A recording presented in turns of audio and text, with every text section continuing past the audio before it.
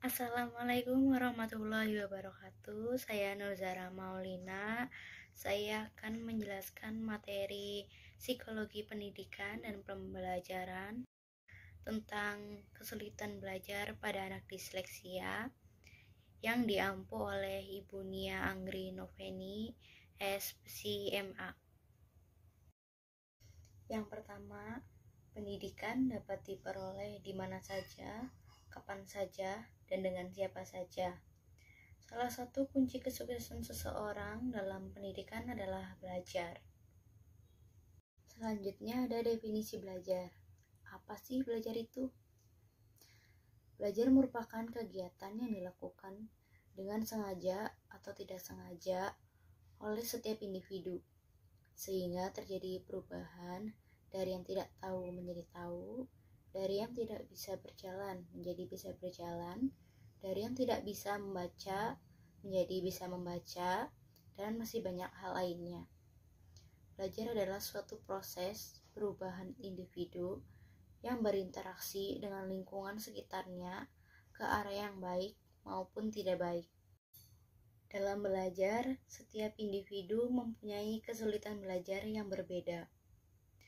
Kesulitan belajar yang dihadapi satu siswa dengan siswa yang lain bermacam-macam, yaitu ada yang kesulitan menulis, ada yang kesulitan membaca, dan ada kesulitan berhitung.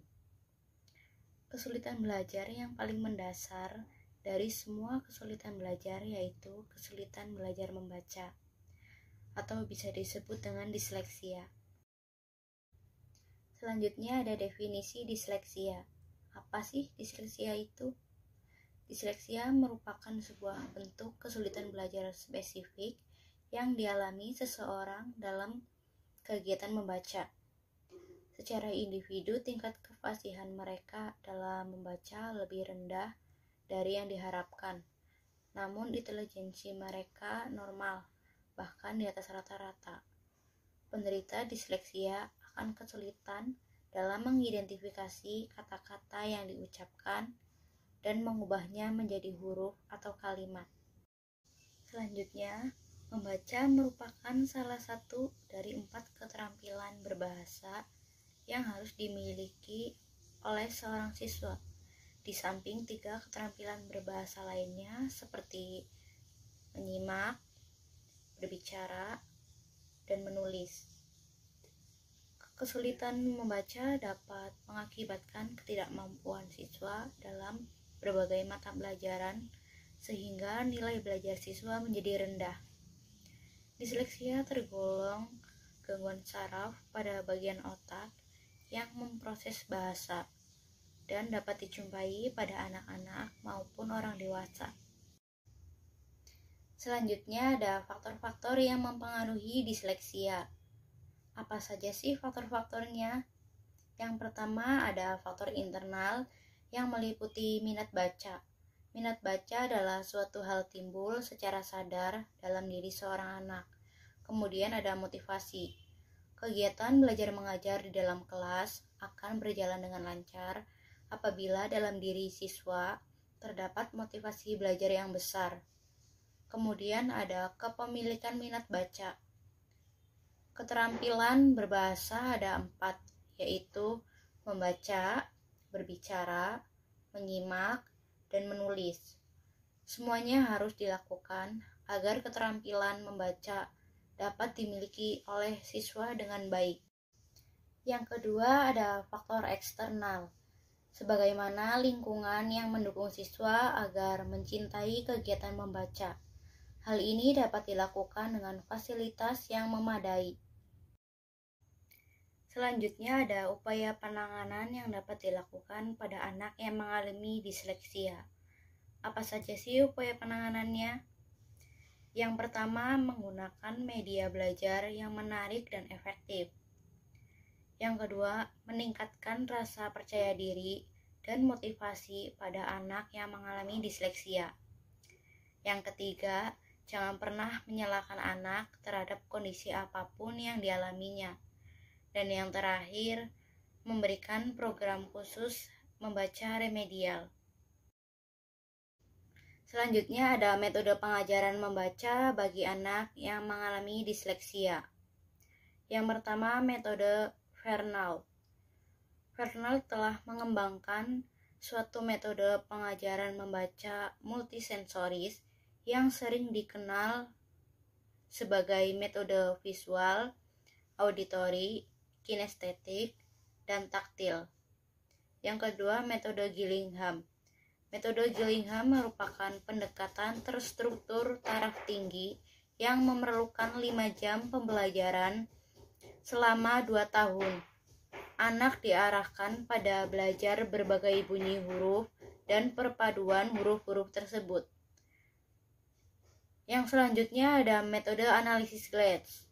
Metode analisis Glass merupakan suatu metode pengajaran melalui pemecahan sandi kelompok huruf dalam kata. Selanjutnya ada gejala disleksia menurut Tamase. Apa saja sih gejalanya? Yang pertama, anak kesulitan mengenal kelompok huruf. Yang kedua, kesulitan menghubungkan antara huruf dengan bunyi. Yang ketiga, kesulitan dalam membentuk suku kata. Yang keempat, pembalikan posisi huruf. Yang kelima, kekacauan dalam mengeja.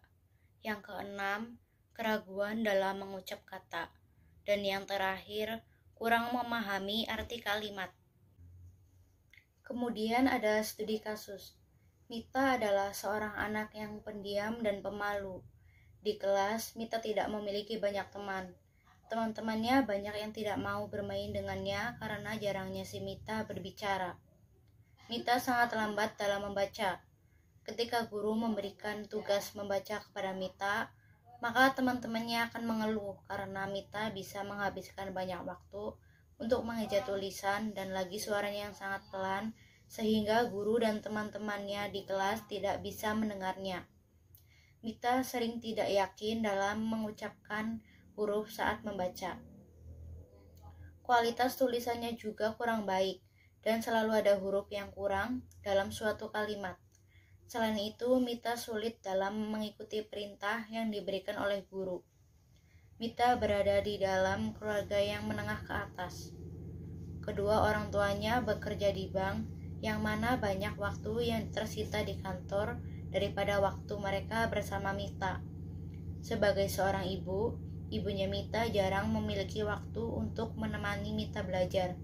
Kesibukan yang dimiliki orang tua Mita inilah yang membuat Mita jarang belajar dan motivasi belajar rendah serta tidak bisa menyampaikan keinginannya dengan jelas. Selanjutnya analisis.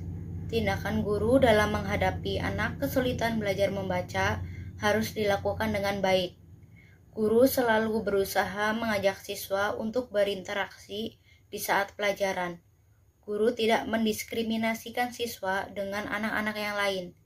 Guru selalu memperhatikan apa yang ditulis siswa berkesulitan membaca di buku mereka adalah tulisan yang benar agar dapat dibaca kembali.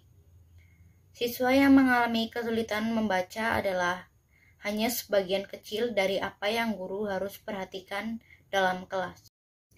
Kemudian, guru juga harus menggunakan metode pembelajaran yang dapat membantu anak dalam belajar, seperti memenggal suku kata per kata, menggunakan gambar sebagai media pembelajaran untuk memberikan gambaran barang yang tidak konkret yang tidak ada di kelasnya, dan juga menggunakan berbagai macam metode pembelajaran, strategi pembelajaran, dan media pembelajaran yang bervariasi agar siswa semangat untuk belajar.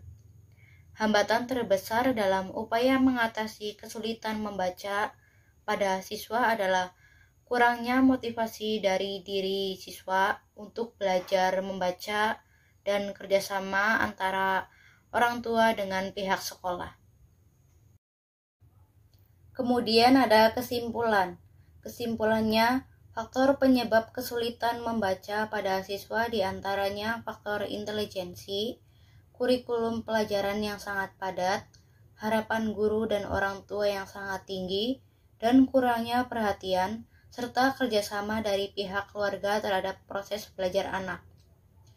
dan kesibukan yang dimiliki orang tua yang mengakibatkan tidak adanya waktu untuk mendampingi anak dalam belajar, sehingga motivasi belajar anak menjadi rendah, terutama pada motivasi belajar membaca, serta ketidakmampuan sekolah yang harus memantau siswa satu persatu. Berikut referensi yang saya gunakan dalam memaparkan materi. Sekian pemaparan materi yang dapat saya sampaikan. Kurang lebihnya mohon maaf bila ada kesalahan kata yang disengaja maupun tidak sengaja. Terima kasih. Wassalamualaikum warahmatullahi wabarakatuh.